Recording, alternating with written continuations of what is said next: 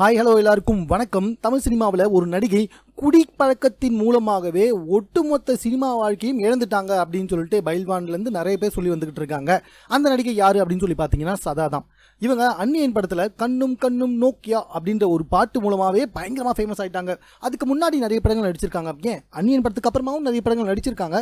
But ஆனால் வந்துட்டு சொல்கிற அளவுக்கு எதுவுமே கிடையாது. இவங்க வாழ்க்கையில் இவங்க பண்ண பெரிய தப்பு எலி படத்தில் நம்ம தலைவர் வடிவேலுக்கு ஜோடியாக நடித்தது தான். அதுக்கப்புறமா இப்போ வரைக்கும் ஒரே ஒரு சின்ன வாய்ப்பு கூட கிடைக்கவே இல்லை அப்படின்னு சொல்லலாம். அதுக்கப்புறமா ரியாலிட்டி ஷோஸ்க்கு வரலாம், இல்லை டான்ஸ் ஷோக்கு வரலாம், நிறைய வந்தாங்க, ஜட்ஜாக ஒர்க் பண்ணாங்க. பட் ஒன்றும் பிரயோஜனமே கிடையாது. ஸோ எந்த ஒரு பட வாய்ப்பும் கிடையாது. மும்பையில் போய் ஹோட்டல் நடத்துனாங்க, அதுவும் லாஸ் ஆகிடுச்சு, வெளியே போய் சொல்லிட்டாங்கன்னு சொல்லிட்டு அழுதுகிட்டே வீடியோ போட்டாங்க. இது கூட பரவாயில்லைங்க. இவங்களுடைய பட வாய்ப்பு இழப்பதற்கு காரணம்லாம் என்ன அப்படின்னு சொல்லி பார்த்தீங்கன்னா, ஷூட்டிங்க்கு வரும்போது கூட வந்துட்டு குடிச்சிட்டு தான் வருவாங்களாம். ஷூட்டிங்கில் கேரவனில் இருக்கும்போது கூட வந்துட்டு ட்ரிங்க் பண்ணிட்டே இருப்பாங்களாம். ஸோ குடிப்பழக்கம் தான் இவங்களுடைய ஒட்டுமொத்த சினிமா வாழ்க்கையுமே வந்துட்டு அப்படியே மண்ணோட மண்ணாக வச்சு புதைச்சிச்சு அப்படின்னு சொல்லிட்டு ஏகப்பட்ட சினிமா விமர்சனர்கள் சொல்லி வந்துகிட்டு இருக்காங்க. இது எந்த அளவுக்கு உண்மைலாம் தெரியாதுங்க. ஆனால் நிறைய பேர் சொல்லி வந்துகிட்டு இருக்காங்க.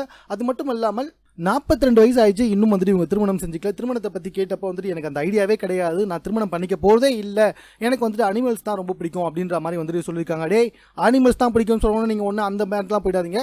அதாவது அனிமல்ஸை ஃபோட்டோ எடுக்கிறது, அவங்கள பாதுகாக்கிறது, இது தான் பிடிக்குமா, அதை தான் வந்து நான் சொன்னேன். உடனே கண்ட விஷயத்தை நினச்சிடக்கூடாது, சரியா? ஸோ மேலும் இது போன்ற செய்திகளை உடனுக்குடன் தெரிந்து கொள்வதற்கு நம்ம சேனலை சப்ஸ்கிரைப்